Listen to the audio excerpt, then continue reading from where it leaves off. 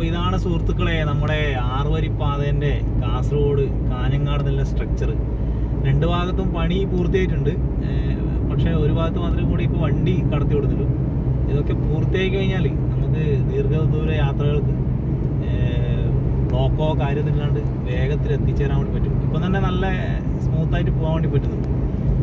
പക്ഷേ ഇത് മൊത്തം പൂർത്തിയാവണം. 2025 അവസാനത്തോടെ പൂർത്തിയാവുമെന്നാണ് നാഷണൽ ഹൈവേ അതോറിറ്റി, അതുപോലെ തന്നെ അതിൻ്റെ അതുമായി ബന്ധപ്പെട്ട ഉദ്യോഗസ്ഥന്മാരും അതുപോലെ തന്നെ കേരളത്തിൻ്റെ ചാർജുള്ള ആൾക്കാരെന്ന രീതിയിൽ പറഞ്ഞിട്ടുള്ളത്.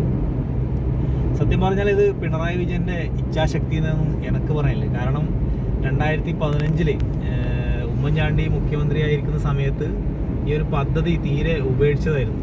പിന്നീട് LDF ഗവൺമെൻറ് അധികാരത്തിൽ വന്നതിന് ശേഷമാണ് കേന്ദ്രമന്ത്രി നിതിൻ ഗഡ്കരിയുമായി നിരന്തരം ചർച്ച നടത്തി മറ്റൊരു സംസ്ഥാനത്തും ഇല്ലാത്ത രീതിയിലേക്ക് സാധാരണ ഒരു ഹൈവേ നിർമ്മിക്കുക എന്നുള്ളത് കേന്ദ്രത്തിൻ്റെ ഉത്തരവാദിത്തമാണ്. പക്ഷേ കേരളത്തെ സംബന്ധിച്ചിടത്തോളം സ്ഥലത്തിന് വന്നിട്ടുള്ള ഉയർന്ന മൂല്യം കൊടുക്കാൻ വേണ്ടിയിട്ട് ഉള്ള ഫണ്ട് ഇല്ല എന്നുള്ള കാരണം പറഞ്ഞിട്ടാണ് അവസാനം ഈ ഒരു പദ്ധതി ഉപേക്ഷിക്കാൻ അന്നത്തെ ഗവൺമെൻറ് തയ്യാറായത്. അതിന് പ്രധാനപ്പെട്ട കാരണങ്ങളിൽ പല സമരങ്ങളും ചില തീവ്രവാദ സ്വഭാവമുള്ള സംഘടനകൾ നമ്മുടെ നാട്ടിനകത്ത് നടത്തി ആളെ കുത്തിരിപ്പാക്കി ഈ ഒരു പദ്ധതിയെ എതിർക്കുന്ന രീതിയിലേക്ക് വന്നിട്ടുണ്ട്. പക്ഷെ പിന്നീട് വന്ന ഗവൺമെൻറ് നല്ല രീതിയിൽ അതിനെ ഇതിൻ്റെ നഷ്ടപരിഹാരങ്ങളെക്കുറിച്ചും ഇതിൻ്റെ ആവശ്യകതയെക്കുറിച്ചൊക്കെ ബോധവൽക്കരിച്ച് ആ സമരം നടത്തിയ ആൾക്കാർക്കൊക്കെ കൃത്യമായ നല്ല വലിയ രീതിയിലുള്ള നഷ്ടപരിഹാര തുക കൊടുത്തുകൊണ്ട് സ്ഥലം ഏറ്റെടുത്ത് ചരിത്രത്തിൽ ആദ്യമായിട്ടാണ് 5000 കോടിയിലേറെ രൂപ സംസ്ഥാന ഗവൺമെൻറ്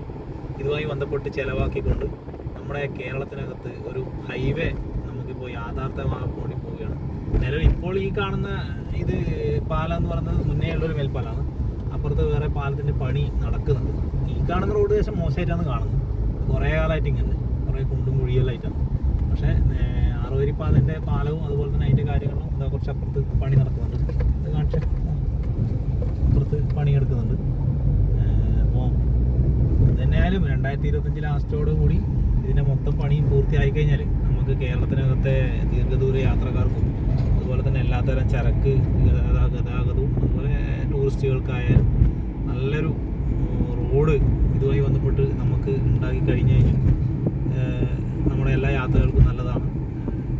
അപ്പോൾ എത്രയും പെട്ടെന്ന് തന്നെ ഈ ഒരു ഹൈവേ യാഥാർത്ഥ്യമാവട്ടെ. അതിനുവേണ്ടി നമ്മുടെ നാട്ടിനകത്തെ ഗവൺമെൻറ്റും കേരള കേന്ദ്ര ഗവൺമെൻറ് ഉദ്യോഗസ്ഥന്മാരൊക്കെ സഹകരിച്ചുകൊണ്ട് വേഗത്തിൽ ഈ ഒരു പാതകൾ പൂർത്തിയായി സാധാരണക്കാരായിട്ടുള്ള അതുപോലെ തന്നെ നമ്മുടെ നാട്ടിനകത്തെ പൊതുജനങ്ങൾക്ക് ഉപയോഗിക്കാൻ കൊടുക്കാനാവട്ടെ എന്ന് മാത്രമാണ് ഈ ഒരു ഹൈവേ യാത്രയിൽ